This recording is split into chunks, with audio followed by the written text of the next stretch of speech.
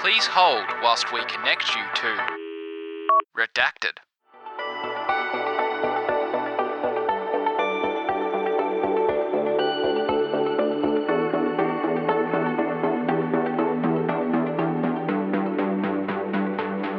This is Fraser Greenfield. This is Lucy Bishop. And this is James Melia. And you're listening to Redacted. James Melia is the founder and creative director of BLOND. C'est écrit en masculin, a leading design studio based in London, Great Britain. The team at BLOND have been winning awards, working with leading brands plus startups, and forcing their way into the design zeitgeist. Today, we managed to get James in to talk about what it takes to design the blonde way. And maybe we'll find out if it's true. Do blondes have more fun? So, who is James Melia? That's a big question to start with, Fraser, isn't it? In summary, founder and creative director of BLOND, but going into more detail, 35-year-old man from Cheltenham, which is the west side of the UK, and a design consultant my entire career. That summarises it quite well, I think. So your first role out of university was working in a consultancy? It was, yeah. Consultant my whole career. Oh, wow, what a dream. Well, you say that, but I mean, consultancy is fast-paced. It's not for everybody. Yeah, absolutely. I have a friend who works at a consultancy, a pretty big one here, and I'm like, oh my gosh, it must be so stressful that every day is solution day. Yeah, that's the thing. That's exactly how it is. And every day is completely different, but that's why I love it.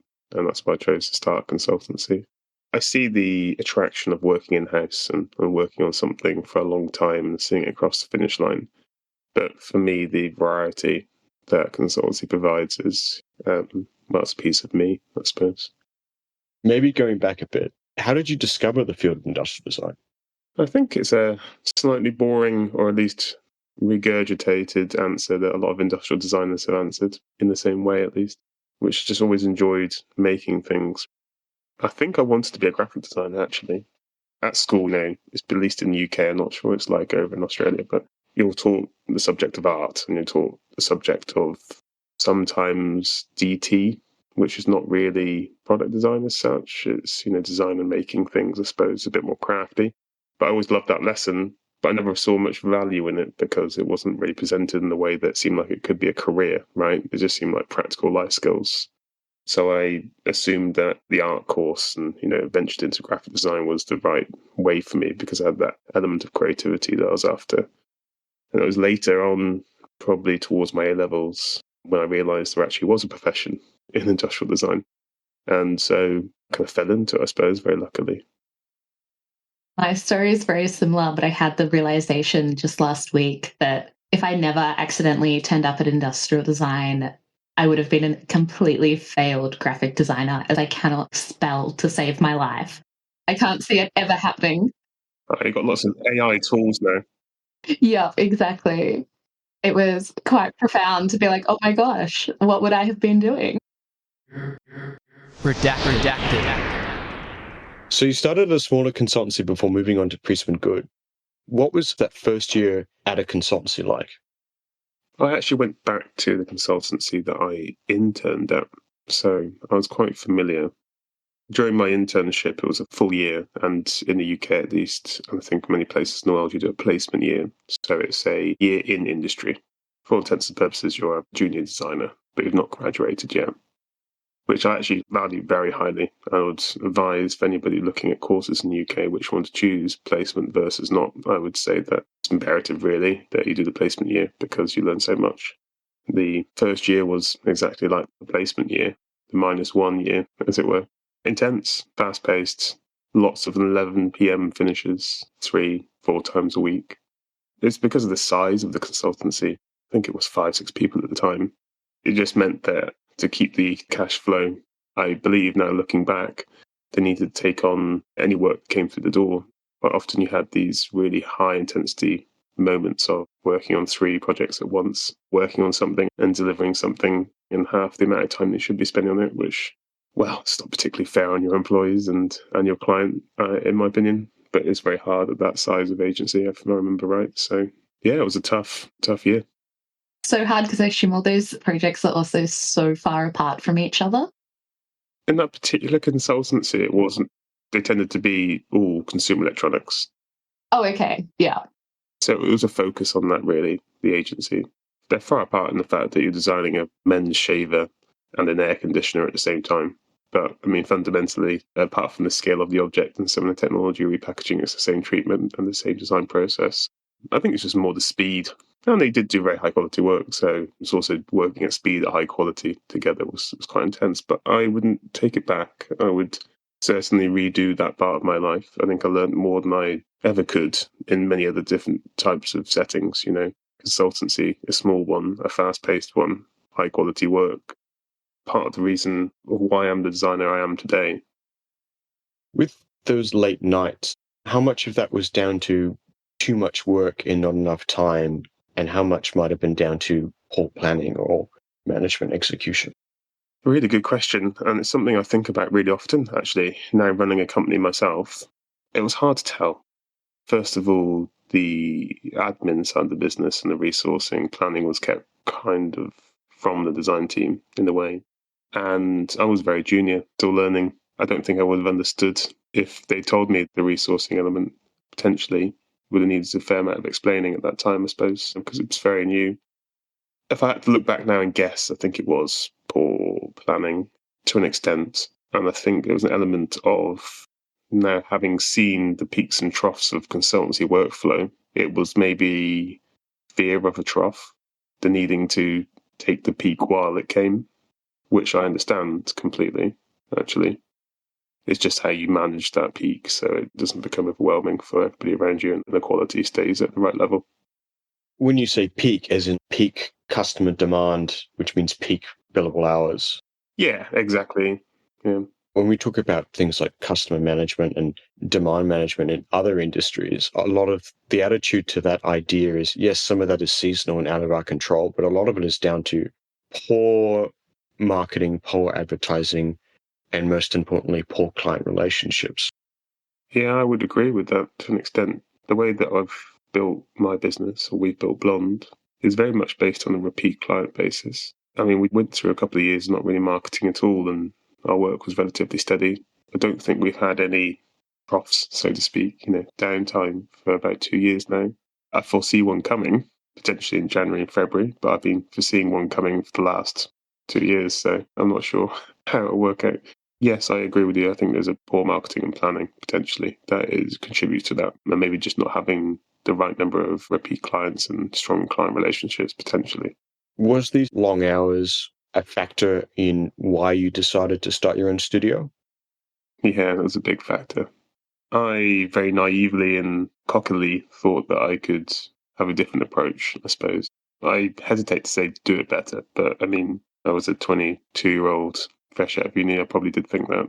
I just thought there could at least be a just different skew on the world, the design world that was. I mean, when we were interviewed there, and it was the same speech for everybody, the founder said to me, design is not a 9-to-5 job. You'll be required to work late. And it just seems completely unfair, right? Design can be a 9-to-5 job. Obviously, I'm not saying there's no late nights at Blonde. There definitely is occasionally, and sometimes it's out of my control. If someone decides to go for a walk for 3 hours, and not work, then it's up to them to make the time up. Generally speaking, we are a 9-to-6 agency, as much as we physically can be. It's definitely achievable.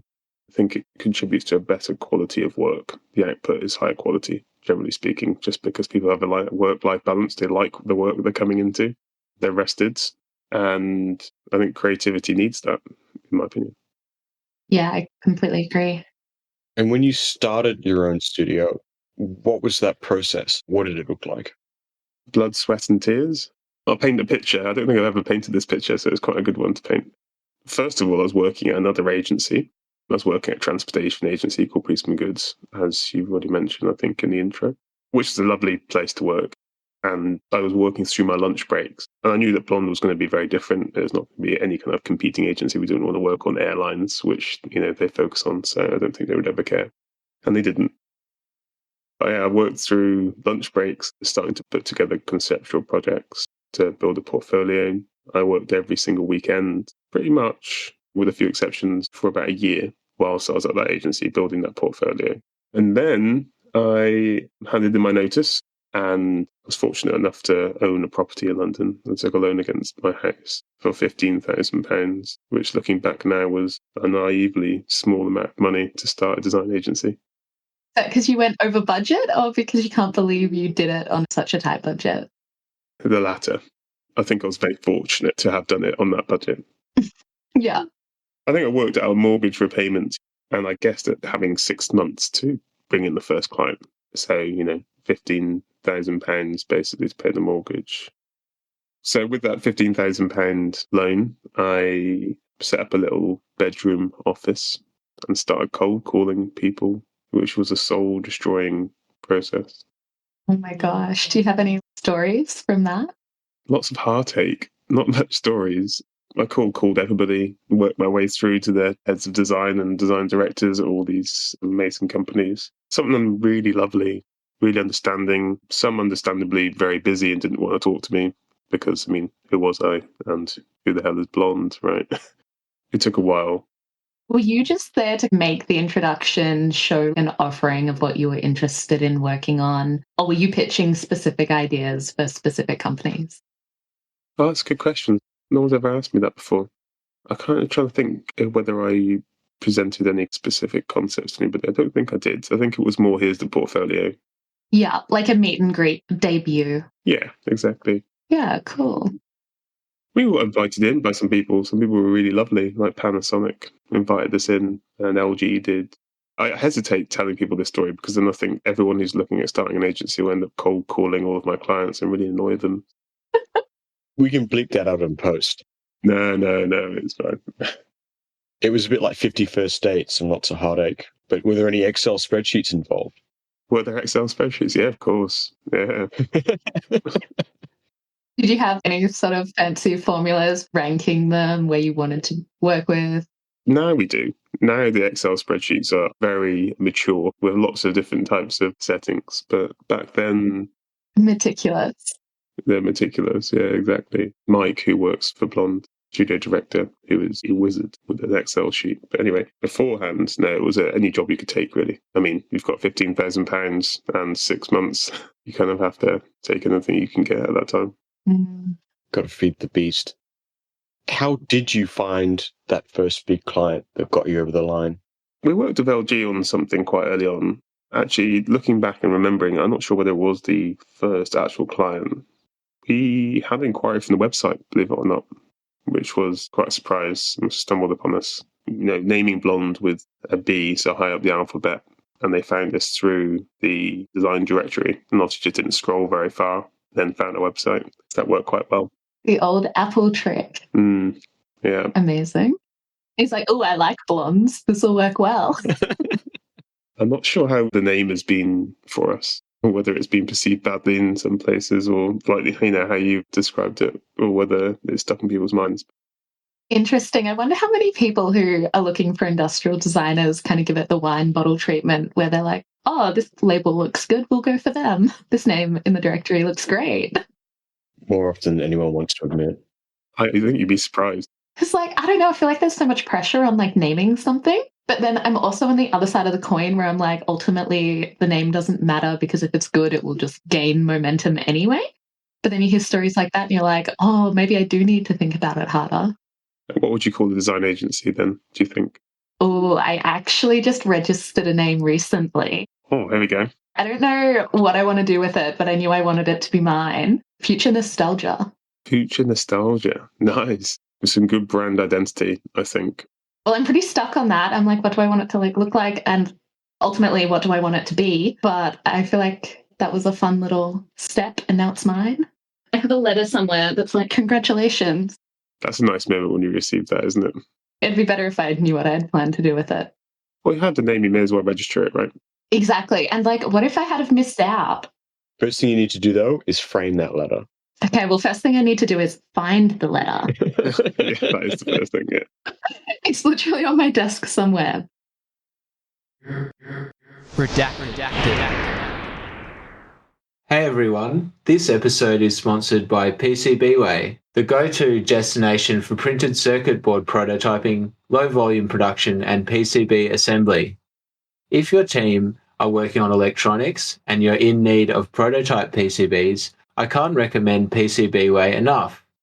You can get a quote instantly, even if your circuit board schematics aren't finished yet. They can also help you with injection molded, 3D printed, sheet metal, and vacuum cast prototypes. PCBWay is the circuit board prototyper of choice for companies like Samsung, Siemens, Honeywell, Tesla, and Apple. But you don't have to be a big company to use their services. I've personally used their service to instantly get quotes and have assembled prototype PCBs delivered in a timely manner. On top of all that, PCBWay is so excited to be working with us. They're offering a special discount just for our listeners. When you get a quote from PCBWay, be sure to use our promo code REDACTED for a special discount on us. You can find PCBWay in our episode description or go to pcbway.com. Redacted. Looking back on those early days, what do you think the Blonde team could have done better, and what did you excel at? Marketing, probably. I think we're like many small companies where marketing budget is limited, and therefore you're walking before you can run, I guess, because you just can't get your name out there as much as you need to. As soon as we started earning money, we start putting into marketing. You just have to kind of drip feed it. What we excelled at was quality, which I do, and it just sounds a bit like a catch line or some kind of sales pitch, but I mean, that's something we've always upheld, the quality level. I've always had the mindset, and I keep saying this to designers, is every project is better than the last, which is quite difficult. I was going to say that's a pretty high standard. I'm of the viewpoint of, if you're going to do something, why not at least try to be the best at it? Why not be the highest quality you can be? I live by that. Yeah, absolutely. When it comes to being the best, what would you say is the Blonde design process, and why do you do it that way? It's much like other industrial design agencies. You know, there are your standard protocols and steps, but I think maybe where we differ might be the heavy strategy at the start of a project. Actually, these days, I'd say that 60 to 70% of our work is actually strategy, design strategy, as opposed to design, in inverted commas, right? What people perceive as design, at least anyway. I would wrap it all into the same parcel, personally. We wouldn't start designing until the second phase, even the third phase sometimes, depends on the project length and the budget, and really understanding exactly what we should be designing, how we should design it, how we're answering questions, factory, machinery, everything we can before we start even putting pen to paper. And even at that point, then it is more doodles, ideas, communicative ideas, as opposed to pretty sketches. It's an interesting point we talk about pretty sketches over actual execution. What do you think other businesses get wrong when it comes to their design process? Because we do see a lot of mediocre design, and some of that might just be down to that's what the client wants, but some of that might just be the team isn't performing to their possible peak. What's holding them back in your experience? Well, it's always going to be management, isn't it, I guess? How they're communicating with assuming they are communicating with the client and really understanding the brief. It comes down to the founders and the people who are engaging with the client initially, at least, to be able to tease out exactly what they want, to listen, to hear what they need, read the undertones in between the lines. If needs be, challenge them sensitively, obviously, in a way that's encouraging on their brief. But have you thought about this? Shall we think about that whilst designing? As opposed to just taking something, reading a brief and starting work. I think that's quite important. In terms of the quality level, that's going to come down to hiring designers with experience, right? That is suited to your type of workflow. Ultimately, that comes down to visibility. Again, marketing, right? People need to want to work for you. People with that quality set and that level. The impossible marketing equation: need money to market, but don't have any money. I do kind of feel, back to graphic design for a second, that all the industrial designers need to get together and put forward some sort of marketing pitch deck to the rest of like industry in general, so that we can knock those graphic designers off that podium. Knock them off in what way? Why do people all know graphic design and not think about where their products come from? I think graphic design is more accessible. Everyone thinks they can do a certain amount of graphic design. Oh, I could do that myself. I know how to open Photoshop. It's true, obviously. Graphic design is my passion. Mine too.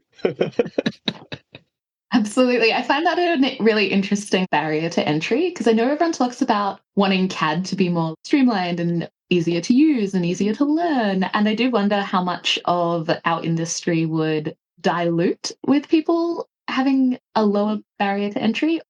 Obviously, like companies are still going to be wanting to get products made by professionals with insight into manufacturing and trends and all of that. But I just wonder how much of that would have an impact in the same way that everybody, as you say, now knows how to use Photoshop. I think it's always going to be more challenging to create a low barrier entry to industrial design.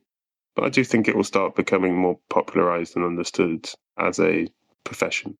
Maybe not so much in the UK. They've just abolished the DT program as part of school, so it won't even be taught anymore, which is a bit of a worry.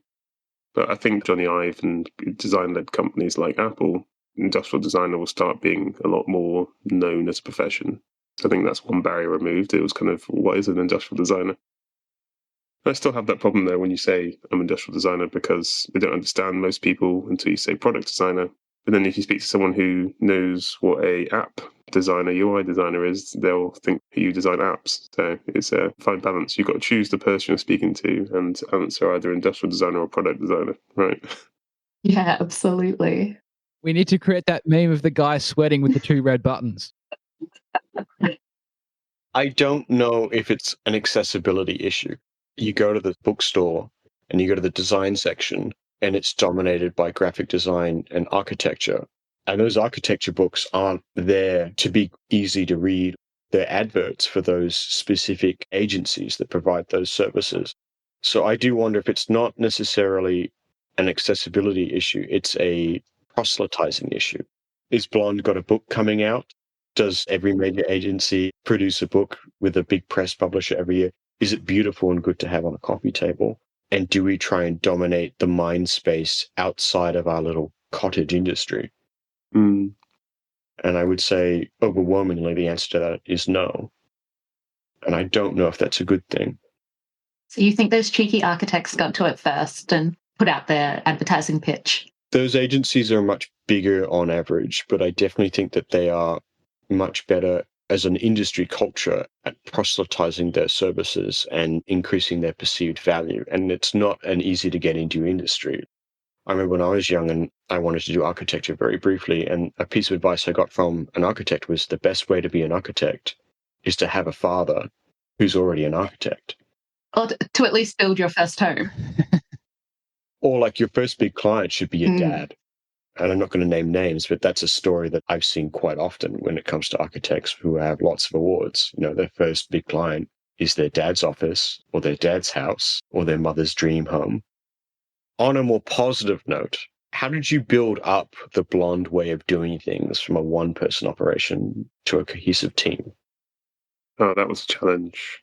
Fun one though. It's nice to be able to hire people, right? To be in that position where you're confident that, you know, their salary's covered and you can finally get the support you need to alleviate your own work pressures.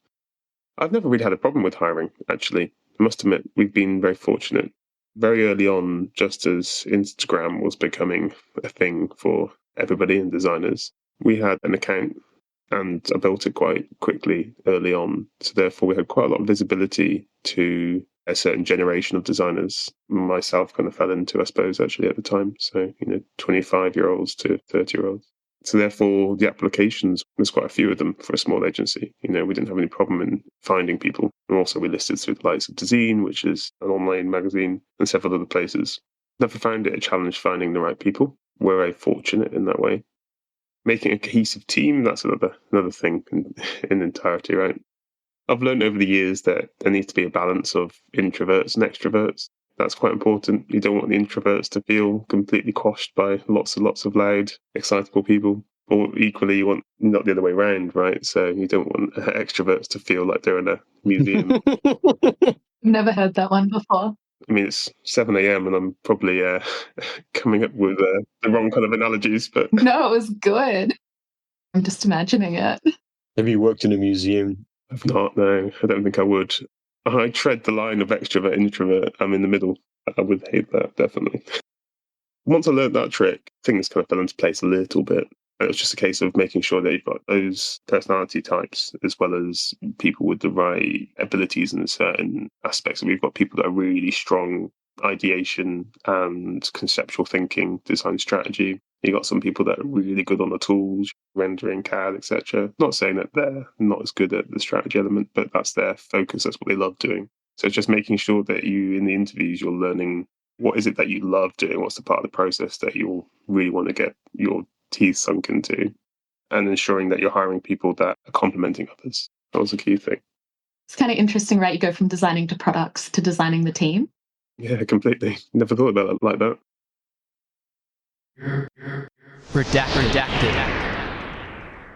To stay up to date with the show, get in contact with us, and more, head to linktr.ee/redactedpod.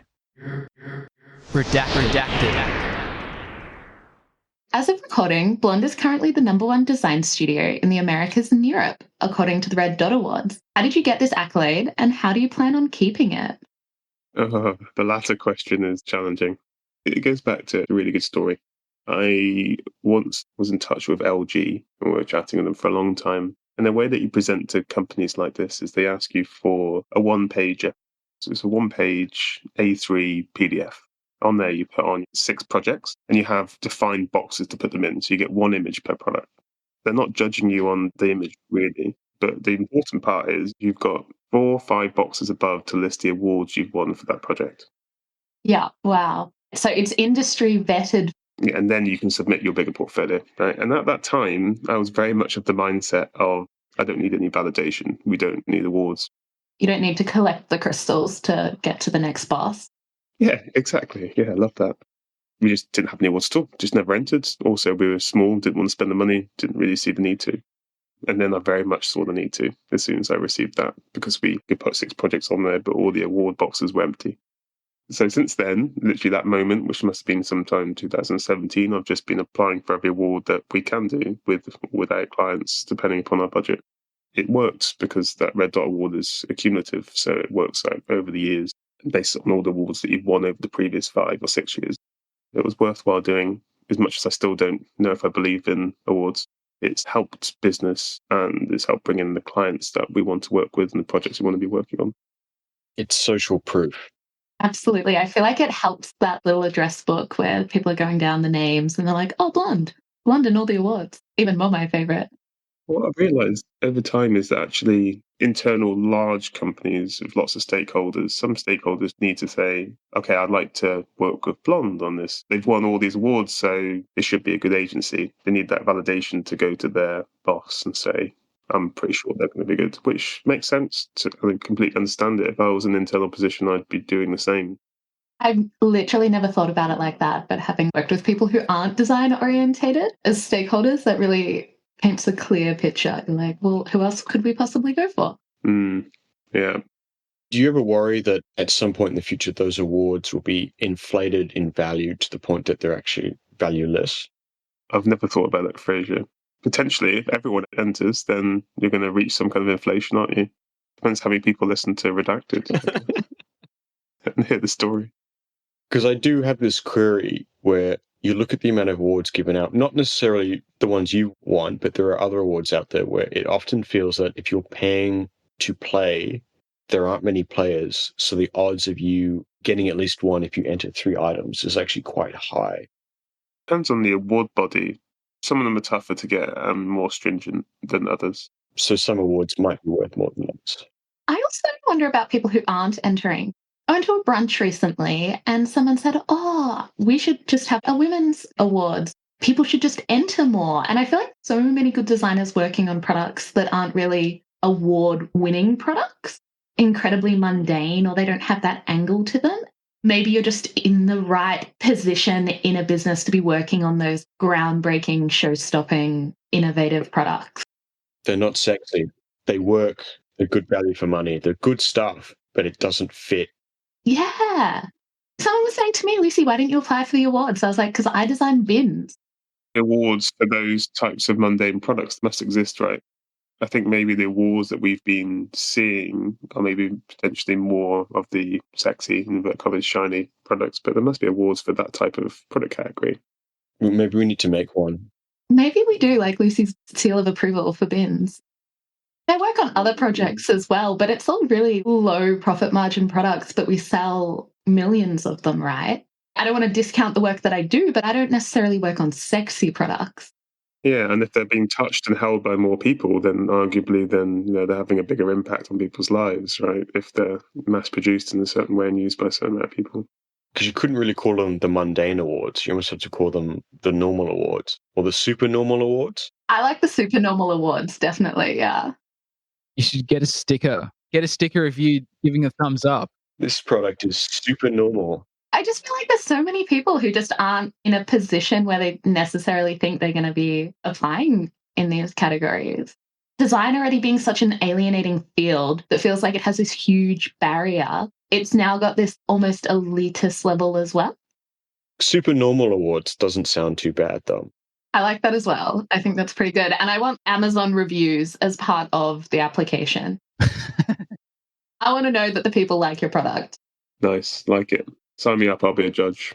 Okay, good. That's a promise. Promise made will be a promise kept. This is James Melia. James Melia. And you're listening to Redacted. Sometimes as a business, especially when you're starting out, you're kind of obligated to take what we call chaff work, which is the stuff that pays the bills. It's not necessarily high value, and it often leads to more of the same. So the example we usually give is point of sale displays, and you might be an industrial design consultancy just starting out. You do one point of sale job, and then 3 years later, it's all you're doing. You guys clearly don't do this. How did you navigate this in your early days, and how did you prevent yourself from getting typecast? Make sure that you're releasing a varied portfolio. That's important. But it is difficult because you do see it very naturally. We released a refillable deodorant for a fussier startup and did quite well. And the amount of refillable briefs that we get through the door now, it must be at least one a month. If you do launch something, you are likely to be labelled as the designers for it. People always want validation that you can design that specific object, which I've always found quite intriguing, actually. Enable you to design anything, right? It's the same process regardless of the product. The validation I kind of understand. I don't know if there's really an answer to avoid it, because you need to put the marketing out there to be able to get more work. So whatever you have, you need to put out. I guess my answer might be make sure you're complementing whatever you're putting on your website that you might turn into chaff work, as you put it, with conceptual work, which is of a different category that shows the diversity of your portfolio. And it should be to a sector and a kind of product type that you'd want to work on, definitely. That would be the way to do it. And that's potentially how we've done it. Whilst not particularly thinking about it, we didn't pay much attention to it. It just seemed to happen that we have a diverse range of work. Is that where projects like the Fold charger come in and the segment camera? Are they projects that maybe you wanted to be working in that space? And you were like, here's one I prepared earlier? The Fold charger was just an idea I had. And we had one of those peaks and troughs moments. We're in the trough. So we did a bit of conceptual work. The segment camera is interesting, though, because that was designed in my bedroom to show that we could do industrial design back in 2013, 14, whenever it might have been. And we'd love to design cameras. We have done one, not launched yet since, but I mean, that's a long time coming. That's almost 10 years since the design of that camera. Wow. Why did it take so long? Don't know. I mean, camera models don't change and iterate very much, do they? And they often are larger companies with 500 internal designers. You know, why would you need a agency that's known for strategy and disruptive design to design iterative updates to a camera body that's generally been the same for 20, 30 years? As a fan of Fujifilm, it's a controversial statement. I mean, there are some breakthroughs, aren't there? Definitely. You've seen Hasselblad is changing their aesthetic quite a bit. Maybe I'm wrong. I'm happy to be proven wrong on that. Didn't mean to be controversial. We might just have someone from Fuji listening, so maybe that's our beef. Yeah. With these more conceptual products, is there a strategy and a plan when you come up with these ideas and then push them into certain magazines and such? Because it's obviously advertising the capabilities of your team. There must be some sort of planning before you go and do the execution to maximize that impact. It's really not that much, actually. I mean, obviously, we have to plan in the resource, the timing, and what we want to work on and when to launch it. But the what is the most important, choosing the product that will enable us to do the most interesting executions, take things forward, disrupt slightly, challenge, try to reframe the way people think about certain objects. It should be that type of product. So that's the main thing. I don't get fully involved 100% of my time in design projects anymore. This is my one outlet these days. Obviously, I'm a creative director and I lead the projects and make sure they're heading in the right direction. But the conceptual work, I often think of the idea that comes to mind as I'm walking around the park, walking my dog or something, and that's something I really enjoy. Quite often it's something that I've thought of that I'd like to pursue, which is nice for me, I suppose, but hopefully nice for the designers as well. Do you ever think about bringing some of these to market on your own? Yeah, we've thought about it, definitely. With the chair that we designed recently, that was an idea that I had popped into my mind. I mean, we made the tooling. I mean, tooling costs in excess of £20,000. We've made 30 chairs or so, tested them. They work perfectly. Some slight tweaks to some dowels that we need to do. Essentially, we could order them and start selling them, but then we'd become a retail business, which doesn't sound very desirable to me. It sounds like a lot of stress. Sounds like you need a friend in retail. I've got a pitch for you. The chairs could become a trophy for the Supernormal Awards. Oh, I'm loving this. There you go. Yeah. Is there a space for plaques somewhere? Then you don't need to become a retail business and we'll get them out to the people who will really appreciate them. Sounds great. There's chairs available. This is James Melia. James Melia. And you're listening to Redacted.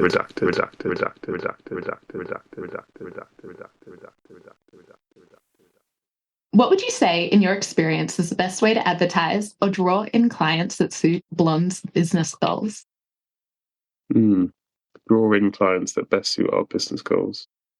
It's really natural. As long as you're putting out the work that resonates with yourself, you'll find the clients that you want to work with naturally. You'll exuberate, you'll demonstrate what you want and what you stand for with the work that you do. And so as long as you really put yourself as designers into that work, then I think you bring the right clients in.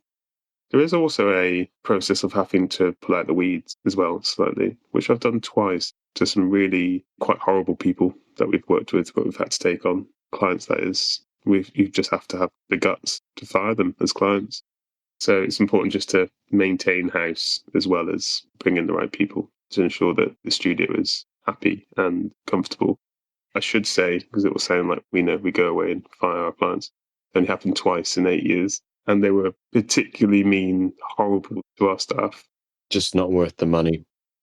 That's really brutal because I feel like being a creative is such a vulnerable space to put your ideas out there. To have that pressure from someone unnecessarily mean is just so counterproductive. Yeah, there's absolutely no need for it. When it comes to client expectations, do you have a strategy in managing that or a process? No, we're very, very clear with our proposals and what will be delivered at certain phases. I think a lot of expectation comes from what images and at a certain point what deliverables. So therefore, I mean, I'm very clear with the fidelity of the deliverable. Earlier on, it'll be lower fidelity. We'll prioritize volume over image quality, right? I mean, there's no point creating a pretty picture. You need to get the great idea out. And then later on, your renders will look like this. So we follow that very descriptive process, basically, of this is what you receive at this particular point, which is quite important. Redacted.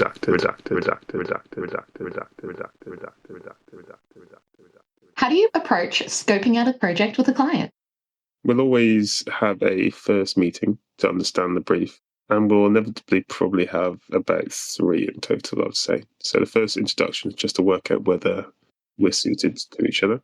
So it'll be me, my head of marketing, the client side. And these days, what's quite nice actually about not needing to take on every job is that we can almost interview them as much as they're interviewing us to really work out whether it is the right fit, which actually I think they appreciate a lot, which in turn I think makes us quite successful at winning projects and making the clients feel like we're going to do a good job, which is strange, when you're desperate for jobs.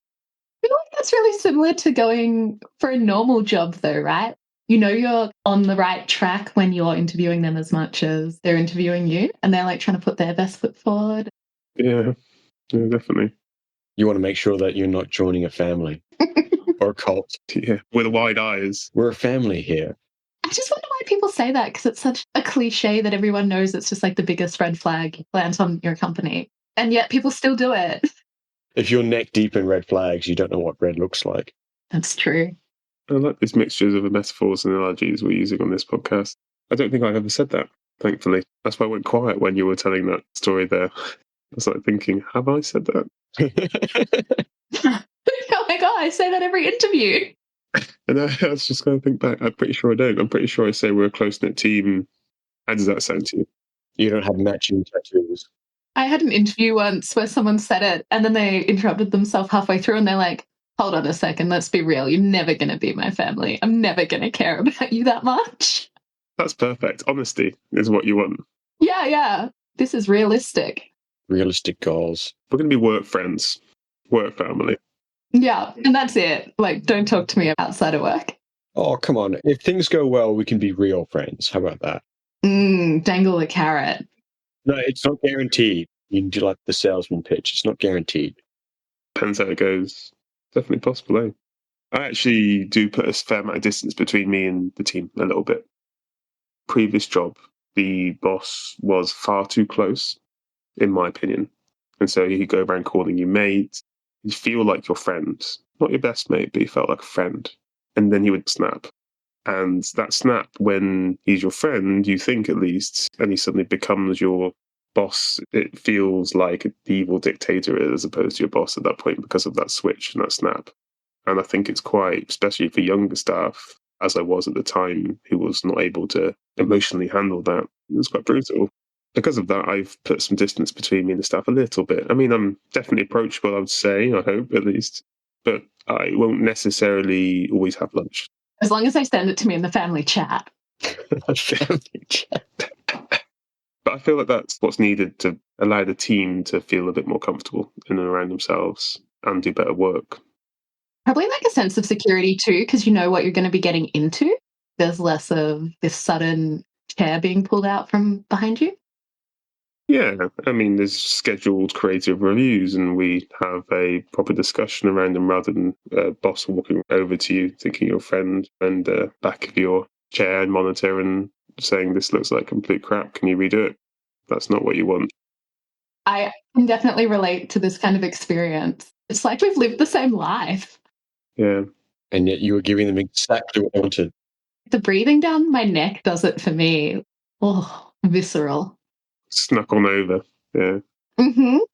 What happens when you're the one that's wrong and maybe the less junior staff member is the one that's right? That happens regularly, I'd say. Earlier on, when I just started becoming a director, I might have tried to, this is being very honest now, I might have tried to work out some way to still feel like I was right because I was maybe insecure in my position. But these days, if the idea is better, if the junior is right, then they're right. Absolutely fine. That's why you hired them. Exactly, right. This is a good segue into our next question. When we talk about British design culture, what would you say its strengths and weaknesses are? Oh, strengths has got a very tight-knit family, in inverted commas. Functional family? Yeah. Everyone knows everybody in a good way. At least that's my experience of it. You can reach out to almost anybody and have a conversation with them, meet for coffee, talk about design in general. The community is quite strong, I would say. Weakness. Redacted.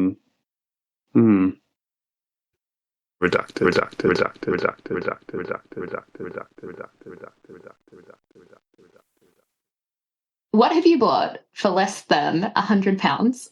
Like the best thing you've ever bought for less than £100? I just bought something I'm really excited about, actually. Proper whim purchase. Yanko Design, it popped up on Instagram. So Instagram ad works, right? People talk about ad blockers. I'm like, but why would I want that? I want the things to be shown to me.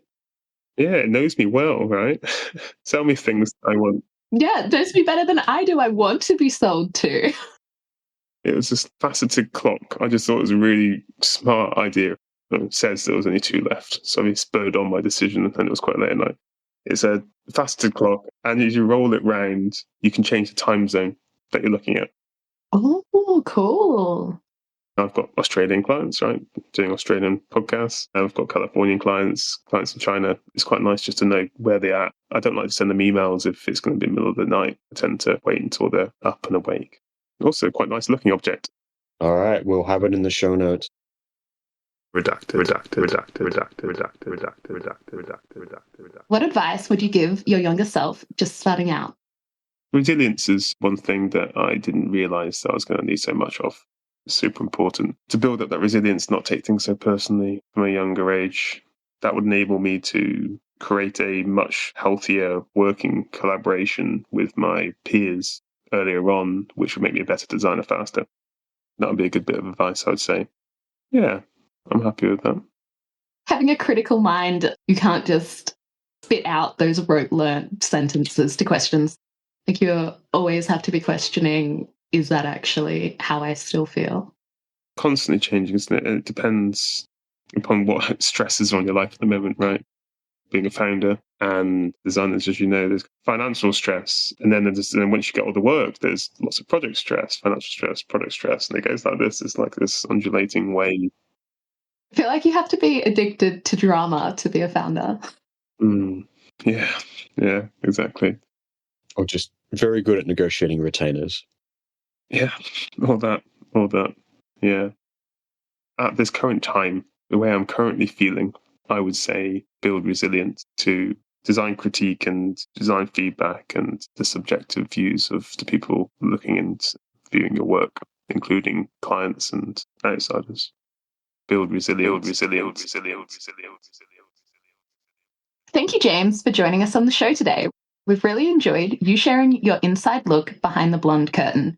Thank you very much for having me on. It's been a pleasure talking to you all, and it's felt like a very natural conversation, which I always feel yields the most interesting conversations. So thanks again.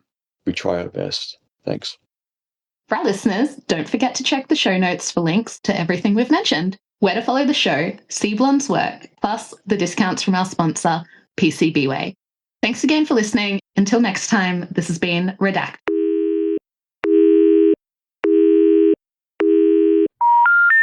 The number you have dialed has not been recognized. Please check and try again. The number you have dialed has been Redacted.